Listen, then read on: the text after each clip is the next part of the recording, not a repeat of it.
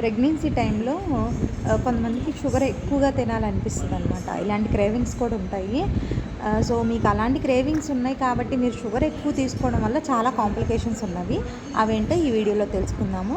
దానిలో first one వచ్చేటప్పటికి gestational diabetes. అంటే డ్యూరింగ్ ప్రెగ్నెన్సీలో షుగర్స్ అనేవి ఎక్కువైపోతాయి అనమాట. బ్లడ్ షుగర్స్ ఎక్కువ అవుతాయి.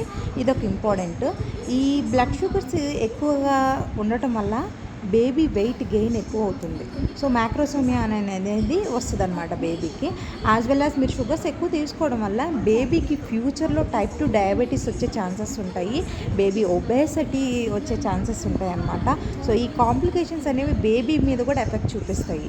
అదేవిధంగా మీరు వెయిట్ గెయిన్ అనేది బాగా అవుతారనమాట. సో ఇటువంటి కాంప్లికేషన్స్ అనేవి మీకు ప్రెగ్నెంట్లో ఉన్నవి కాబట్టి మీకు ఇలాంటి క్రేవింగ్స్ వచ్చినా కూడా దాన్ని కంట్రోల్ చేసుకొని షుగర్ కంటెంట్ అనేది తక్కువగా తీసుకోవడానికి ప్రయత్నించండి. Thank you.